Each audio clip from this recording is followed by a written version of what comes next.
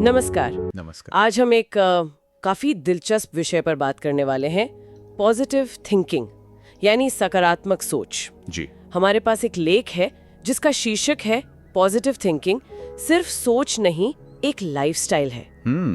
तो ये लेख यही कहता है कि ये बस कोई अच्छा ख्याल नहीं, बल्कि जीने का एक तरीका है, एक नजरिया। हाँ, और आजकल तो ये पॉजिटिव रहो का नारा हर जगह है, तो ये समझना और भी जरूरी हो जाता है कि भाई इसका असली मतलब क्या है। सही बात है। क्या ये बस मुश्किलों को अनदेखा कर देना है या कुछ और है? हाँ, यही समझना है आज इस लेख के जरिए कि भाई ये असली चीज क्या है और ये जो नकली वाली पॉजिटिविटी दिखती है आजकल, उससे कैसे अलग है। बिल्कुल, और इसे असल जिंदगी में उतारा कैसे जाए, ये भी अहम है। लेख की शुरुआत ही एक बड़ी दमदार बात से होती है। आपकी सोच आपकी दुनिया बनाती है। सुनने में शायद थोड़ा सा लगे कि अरे ये क्या कह दिया, पर जरा सोचिए। हाँ, सुबह उठते ही पहला ख्याल क्या आता है? अगर वो है कि ओह आज फिर वही टेंशन, तो पूरा दिन वैसे ही भारी लगने लगता है ना? हाँ बिल्कुल। छोटी बातें भी बड़ी लगती हैं, दिमाग जैसे शिकायतें ढूंढने लगता है। सही। और अगर सोचो कि चलो देखते हैं आज क्या अच्छा होगा, या हाँ मुश्किलें आएंगी पर मैं तैयार हूँ, तो मूड ही बदल जाता है। एनर्जी लेवल अलग होता है। हाँ, हम प्रॉब्लम सॉल्विंग मूड में आ जाते हैं। तो ये कोई जादू नहीं, बस दिमाग का खेल है। सोच अनुभवों को रंग देती है। तो ये लेख इसी बुनियादी फर्क को पकड़ता है कि एक सोच हमें रोक सकती है, दूसरी हमें आगे बढ़ा सकती है। बिल्कुल। तो फिर ये सकारात्मक सोच है क्या असल में? अगर ये सिर्फ सब ठीक है, सब बढ़िया है कहना नहीं है, तो क्या है? हाँ, ये अच्छा सवाल है। लेख इसे काफी साफ करता है। ये समस्याओं को नकारना बिल्कुल नहीं है। अच्छा, बल्कि उन्हें स्वीकार करना है, और एक खास नजरिए से। खास नजरिया मतलब हर स्थिति में, खासकर मुश्किल में, कुछ अच्छा या कोई अवसर ढूंढने की आदत डालना। आदत? हाँ, आदत। हर रुकावट को एक पजल की तरह देखना कि शायद इसमें कोई हल छिपा हो, और जब फेल हो तो रोने धोने के बजाय पूछना कि अच्छा इससे सीखा क्या। लेख ने इसे बड़ी अच्छी तरह कहा है, रियलिटी को स्वीकार करना लेकिन उम्मीद को जिंदा रखना। वाह, रियलिटी और उम्मीद का बैलेंस। जी, यथार्थवाद और आशावाद दोनों साथ साथ। ये उम्मीद को जिंदा रखने वाली बात बहुत जरूरी है, क्योंकि आजकल वो जो सोशल मीडिया वाली पॉजिटिविटी है, हाँ, stay positive, good vibes only, वो कई बार बड़ी खोखली लगती है। बिल्कुल। जैसे किसी की सच में कोई बड़ी परेशानी हो और उसे कह दिया जाए अरे बस पॉजिटिव सोचो। हाँ, और यहीं पर लेख जो है वो असली और नकली सकारात्मकता में एक लकीर खींचता है, जिसे आप टॉक्सिक पॉजिटिविटी कह सकते हैं। वो क्या करती है? वो दुख, डर, निराशा जैसी सच्ची भावनाओं को दबाने को कहती है। हाँ, जैसे कहना अरे दुखी क्यों हो, खुश रहो। बिल्कुल। और इससे मदद तो मिलती नहीं, इंसान और अकेला महसूस करता है। सही बात। तो फिर असली सकारात्मक सोच अलग कैसे हुई? वो भावनाओं को स्वीकार करती है। वो कहती है हाँ मुश्किल है, दुख है, डर है, ये ठीक है। अच्छा। लेकिन फिर वो पूछती है ठीक है, अब यहाँ से आगे कैसे? इसमें क्या सीखा जा सकता है? मैं क्या कर सकता हूँ इसे बेहतर बनाने के लिए? मतलब भावनाओं को समझकर आगे बढ़ना, दबाना नहीं। एग्जैक्टली। ये झूठी मुस्कान नहीं है, ये अंदर की ताकत है। लेख कहता है ना कि असली सकारात्मकता वाला व्यक्ति शायद ये नहीं कहेगा सब चंगा सी, वो कहेगा हाँ हालात मुश्किल हैं पर मैं कोशिश कर रहा हूँ। ये फर्क है।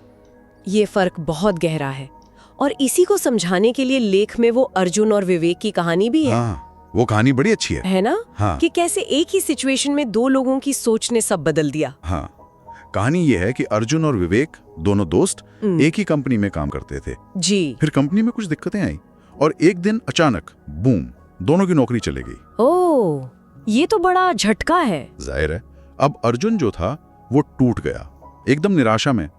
बस यही सोचता रहता मेरे साथ ही क्यों, मेरी तो किस्मत ही खराब है, अब क्या होगा, शिकायतें, अफसोस, बस यही। दूसरी तरफ विवेक परेशान वो भी था, नौकरी जाना कोई छोटी बात नहीं, लेकिन उसका रिएक्शन अलग था। कैसा? उसने खबर सुनी, थोड़ा शांत रहा, फिर बोला ठीक है ये हुआ, चलो देखते हैं, शायद ये एक मौका है कुछ अपना करने का जिसके बारे में सोचता रहता था। अरे वाह, उसने इसे एक संभावना की तरह देखा। बिल्कुल, अंत नहीं, एक नई शुरुआत की पॉसिबिलिटी। और फिर नतीजा क्या हुआ 3 महीने बाद? कहानी बताती है 3 महीने बाद अर्जुन अब भी नौकरी ढूंढ रहा था, परेशान था, सिस्टम को कोस रहा था। ओह। और विवेक, उसने उस टाइम में अपनी स्किल्स पे काम किया, छोटे मोटे प्रोजेक्ट्स पकड़े और अपनी एक छोटी सी डिजिटल मार्केटिंग एजेंसी शुरू कर दी। कमाल है। हाँ, शुरुआत में मुश्किलें थीं, पर वो आगे बढ़ रहा था। तो ये कहानी सिर्फ कहानी नहीं है। नहीं, ये आईना है। बाहर की घटना दोनों के लिए सेम थी, नौकरी जाना, पर अंदर की प्रक्रिया, उनकी सोच, उसने उनके नतीजे बदल दिए। विवेक की सोच ने उसे एक्शन लेने पर मजबूर किया। सही, मुश्किल को माना, पर उसमें अवसर देखा। ये है असली पॉजिटिव थिंकिंग। ये वाकई बहुत प्रभावशाली है।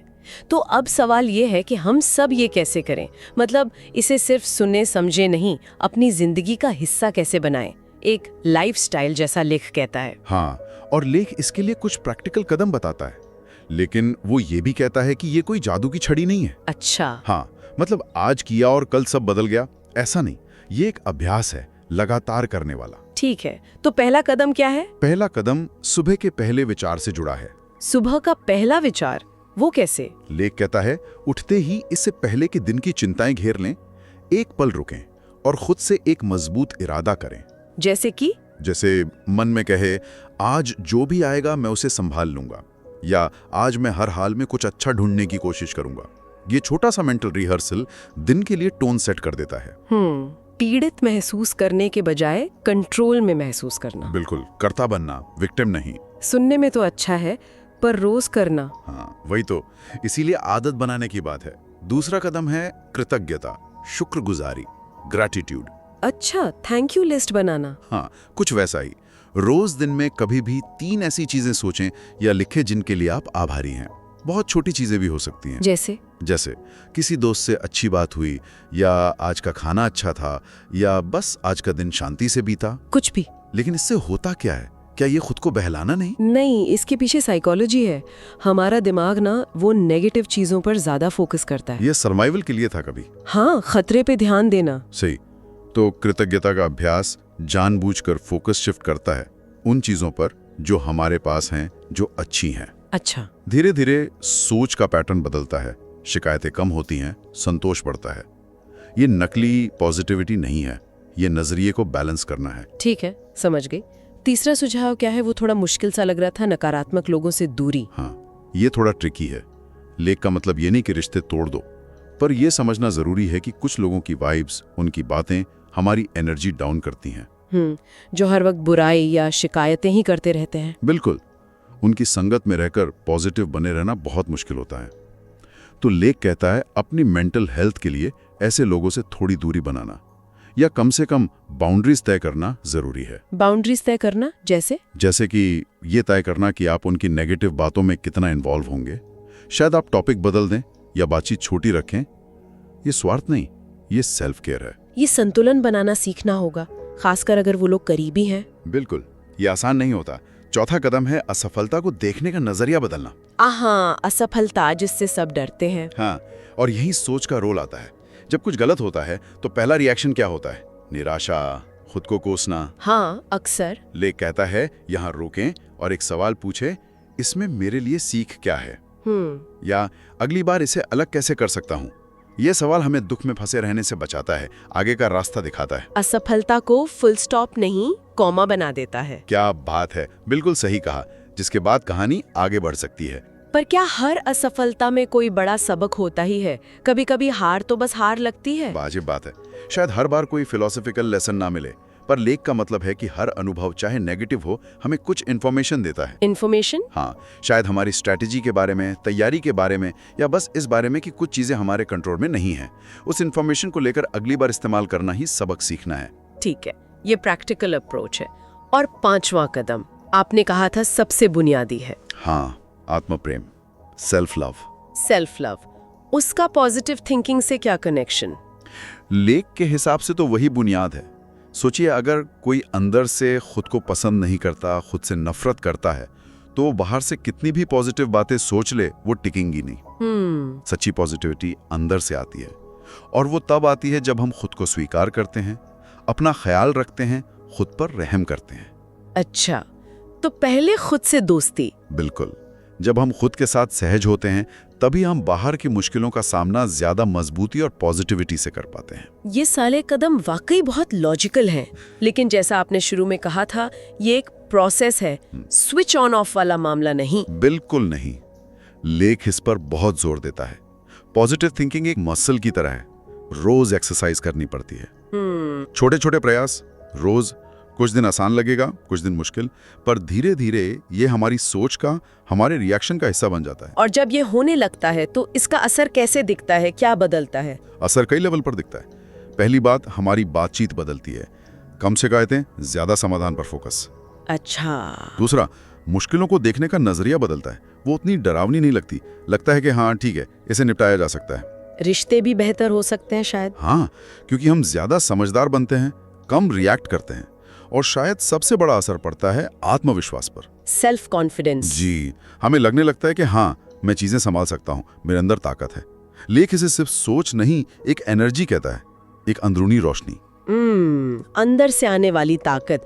इस पूरी प्रक्रिया को और पक्का करने के लिए लेख कुछ खास वाक्य, एफर्मेशंस दोहराने की बात भी करता है। हाँ, 3 वाक्य हैं जो एक तरह से निचोड़ हैं, रोज याद करने लायक। कौन से हैं वो? पहला, मैं हर स्थिति में कुछ अच्छा ढूंढ सकता हूँ। आशा और अवसर। दूसरा, मैं अपनी सोच से अपना भविष्य गढ़ सकता हूँ। जिम्मेदारी और कंट्रोल। और तीसरा, मैं जैसा सोचता हूँ वैसा ही बन जाता हूँ। सोच और हकीकत का कनेक्शन। जी, ये हमें अपनी सोच के प्रति ज्यादा जागरूक और जिम्मेदार बनाते हैं। ये सिर्फ कहने की बातें न रहें, बल्कि अंदर उतर जाएं। बिल्कुल। और जब ये विचार, ये वाक्य सिर्फ कहने के न रहें, बल्कि हमारे एक्शन में, रिएक्शन में, रोज की बातों में दिखने लगे, हाँ। तब समझिए कि पॉजिटिव थिंकिंग अब सिर्फ एक सोच नहीं रही, वो लाइफस्टाइल बन गई है, हमारा स्वभाव बन गई है। तो कुल मिलाकर बात यह है कि जिंदगी में मुश्किलें तो आएंगी ही, उनसे बच नहीं सकते। नहीं बच सकते। लेकिन हमारे पास हमेशा एक चॉइस होती है कि हम उन पर रिएक्ट कैसे करते हैं। तरह अपना लेता है, वो मुश्किलों से भागता नहीं, वो उनमें भी संभावना देखता है, सीख ढूंढता है, आगे बढ़ने का रास्ता तलाशता है। ये कोई मैजिक वैंड नहीं है जो प्रॉब्लम गायब कर दे। नहीं, पर ये वो टॉर्च जरूर है जो अंधेरे में रास्ता दिखाती है, हमें विक्टिम बनने से बचाकर ड्राइवर बनाती है अपनी जिंदगी का। और इसी सोच के साथ लेख का अंत एक बहुत ही सोचने वाले सवाल पर होता है। हाँ, सोच बदलो तो दुनिया अपने आप बदल जाएगी। ये एक ऐसा विचार है जिस पर शायद हम सबको थोड़ा रुक कर सोचना चाहिए। क्या सच में हमारी सोच हमारी दुनिया को इतना बदल सकती है? और अगर हाँ, तो सोच में एक छोटा सा बदलाव, क्या वो जिंदगी में बड़ा फर्क ला सकता है? बिल्कुल। इसी सवाल के साथ शायद हम आज की बात को यहीं रोक सकते हैं। सोचने के लिए एक गहरा सवाल। और इसी के साथ हम आज के इस चर्चा को विराम देते हैं। उम्मीद है सकारात्मक सोच पर हुई ये बातचीत इसे एक नए नजरिए से देखने में मददगार होगी।